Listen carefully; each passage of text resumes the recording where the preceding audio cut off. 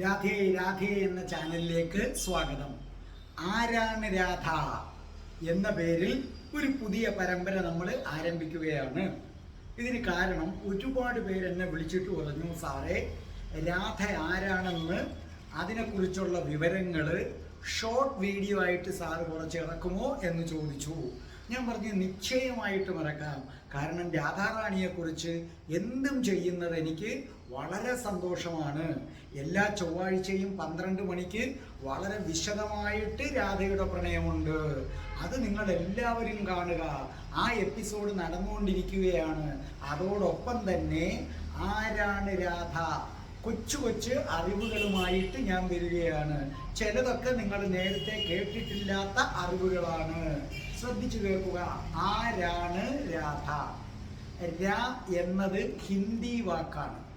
ഹിന്ദിയിലെ അനുരാഗ് എന്ന വാക്കിൽ നിന്നാണ് രാ വന്നിരിക്കുന്നത്.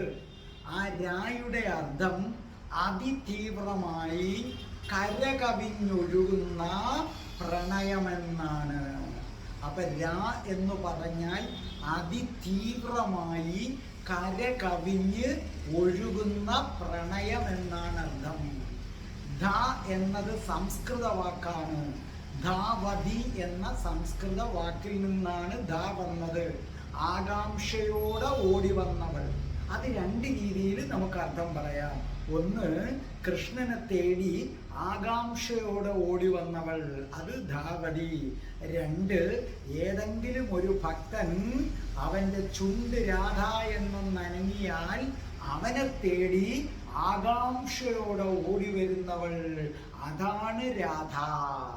ഇനി രാധ എന്ന വാക്ക് അത്യന്തം പുണ്യകരമാണെന്ന് പറയുന്നു. കാരണം രാ എന്ന വാക്കിന് മോക്ഷം എന്നാണ് അർത്ഥം. ധ എന്ന വാക്കിന് വിഷ്ണുപദം എന്നും മറ്റൊരർത്ഥം. അപ്പം നമ്മൾ രാട ഒരർത്ഥം പറഞ്ഞു കഴിഞ്ഞു. ഇനി രാട രണ്ടാമത്തെ അർത്ഥമാണ്. രാടർത്ഥം മോക്ഷം. ധ എന്ന് പറഞ്ഞാൽ അർത്ഥം വിഷ്ണുപദം എന്നാണ് അർത്ഥം. അപ്പൊ രാ എന്ന് ഉച്ചരിക്കുന്നവന് മോക്ഷം കൊടുത്തിരിക്കും. വെറുതെ രാ എന്ന് മാത്രം ഉച്ചരിച്ചാൽ അവന് മോക്ഷം കിട്ടിയിരിക്കും. ധ എന്ന് ഉച്ചരിച്ചാൽ അവൻ വിഷ്ണുപദം പ്രാപിക്കും. അതായത് വെറും രാ എന്ന് ഉച്ചരിച്ചാൽ മോക്ഷം. ധ എന്ന് മാത്രം ഉച്ചരിച്ചാൽ വിഷ്ണുപദം. രാധ എന്ന് ഉച്ചരിച്ചു കഴിഞ്ഞാൽ കൃഷ്ണൻ അവരിലേക്ക് ആകർഷിക്കപ്പെടുകയും അവൻ ആഗ്രഹിക്കുന്നത് എന്തും നൽകി ഒടുവിൽ ഗോലോകത്തേക്ക് കൊണ്ടുപോവുകയും ചെയ്യും.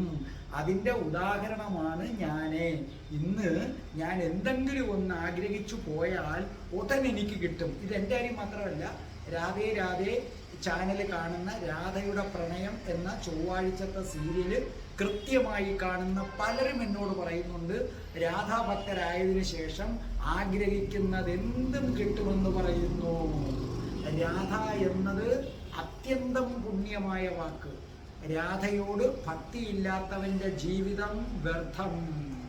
അവൻ ഈ പ്രപഞ്ചത്തിൽ ഒന്നും നേടുന്നില്ല. അവൻ ജനന മരണ ചക്രങ്ങളിൽ പെട്ട് നട്ടം തിരിയും. അതായത് മോക്ഷം കിട്ടുന്നവനെ അറിയാം അവൻ രാധാഭക്തനായിരിക്കും. രാധാഭക്തനായാൽ മാത്രമേ ജനന മരണ ചക്രങ്ങളിൽ നിന്ന് മോക്ഷം നേടൂ. രാധാഭക്തനല്ലാത്തവൻ അവന്റെ ദൈവങ്ങളോട് 1000 കാര്യം ആവശ്യപ്പെടുമ്പോൾ ഒരെണ്ണം കിട്ടിയെന്നിരിക്കും. സാക്ഷാൽ മാധവൻ പോലും ശ്രീകൃഷ്ണൻ പോലും ജപിക്കുന്ന മന്ത്രം രാധേ രാധേ എന്നതാണ്. നരോത്തം ദാസ് ഠാക്കൂർജി പറയുന്നു, കൃഷ്ണനാമം ഉച്ചരിക്കുന്നവൻ രാധയുടെ പാദവും സേവിച്ചിരിക്കണം. രാധാനാമം ഉച്ചരിക്കുന്നവൻ കൃഷ്ണചന്ദ്ര പദം പോകും. കൃഷ്ണൻ അങ്ങനെയും ഒരു നാമമുണ്ട്.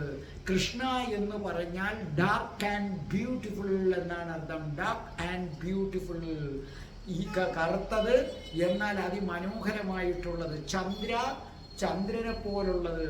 അപ്പൊ കൃഷ്ണന്റെ ശരീരം എന്ന അതീന്ദ്രിയമായ ശരീരം 1000 പൂർണ്ണ ചന്ദ്രന്മാരെ പോലെ ശോഭിക്കുന്നതാണെന്നർത്ഥം.